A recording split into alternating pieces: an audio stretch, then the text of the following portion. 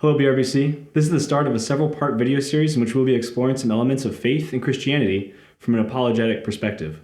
Apologetics, in the Christian sense, doesn't mean that we are sorry for our faith, but rather comes from a Greek word that means to give a defense. J.P. Moreland describes it well when he writes, "Apologetics is a New Testament ministry of helping people overcome intellectual obstacles that block them from coming to or growing in faith, by giving them reasons for why one should believe Christianity is true, and responding to objections raised against it." Apologetics is important because in our culture there is often a perceived disconnect between reason and faith. The idea that reason is born of rational inquiry and that faith is somehow inherently devoid of reason.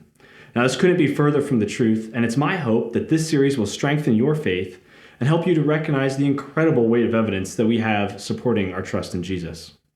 Over the next several videos, we'll explore a few arguments for the existence of God, discuss whether or not all religions pretty much teach the same thing, examine some of our own biases as Westerners, and look at evidence for the life, death, and resurrection of Jesus. It's a lot to cover, and so we'll just jump right in with what is known as the Cosmological Argument. Now, the Cosmological Argument for the existence of God is actually a family of arguments that make observations about the world and the cosmos around us and reason from these observations to the necessary existence of God. One of the most famous, and the one that we'll look at today, is known as the kalam cosmological argument, and is advocated for by scholars such as William Lane Craig today. Now, it's worth noting that this argument does not demonstrate the existence of the Christian God, but rather the necessity of a timeless, spaceless, immaterial, immensely powerful, and profoundly personal creator. The argument goes something like this. Premise 1, whatever begins to exist has a cause of its beginning. Premise 2, the universe began to exist, and thus the conclusion, therefore, the universe has a cause of its beginning. Now, logically, this is a sound argument, which means that if the premises are both true, then the conclusion must necessarily follow. So are these premises true? First, does whatever begins to exist have a cause for its beginning? Well, consider your own life's experience. I think it's fairly clear, and we see it every day, that something cannot come from nothing. We observe neither in our day-to-day nor in our most advanced scientific inquiry any instance of anything spontaneously generating itself out of nothing.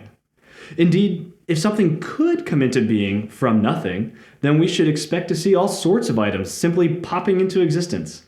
It would be absurd to claim that nothingness is so discriminating as to create the universe out of nothing while never creating anything else out of nothing.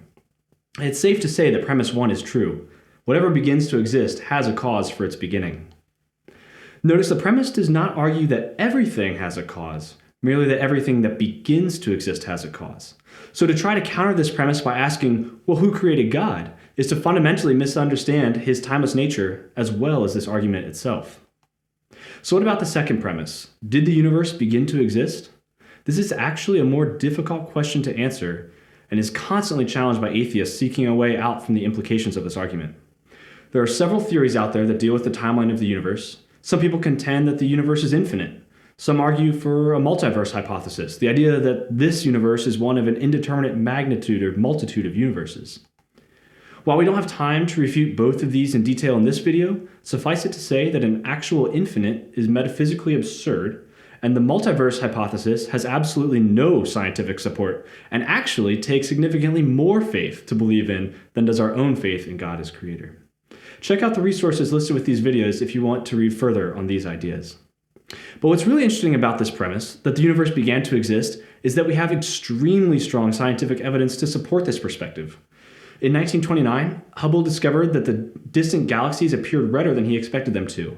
This red shift, as it's called, is caused by galaxies rapidly speeding away from one another as space itself expands. Much in the same way as the Doppler sound of a car will get higher in pitch as the car gets closer to you, and then lower in pitch as the car passes and drives away from you. Space itself seems to be expanding from a single point of origin. The resultant Big Bang theory points to and predicts an absolute beginning of the universe, of space, and of time, and scientific discovery since its proposal nearly 100 years ago has only served to strengthen this hypothesis. The universe, according to our best science, did, in fact, begin to exist. But there's more. Newton's second law of thermodynamics states that systems will become increasingly disorderly unless energy is introduced into that system. In other words, given enough time, the universe will spread itself out, and enter an unremarkable state of dissipated equilibrium where no life is possible. This is referred to as the heat death of the universe. Because this will happen given enough time, then if the universe were infinite, we should already expect to be in such a state. That we're not, again, supports the idea that the universe began to exist. Since both of these premises are true, then it stands to reason that the universe has a cause of its beginning. The Big Bang needs a Big Banger. This cause itself must be uncaused and must transcend space and time since it created them. It must be, as Dr. Craig says, immaterial and non-physical. It must be unimaginably powerful since it created all matter and energy. What's more, and amazingly significant, is that this uncaused cause must also be personal. Why? Because since God is timeless and is the cause of the universe, then the cause of the universe has always been present. Because the universe itself hasn't also always been eternally present implies a freedom of will in the creating cause.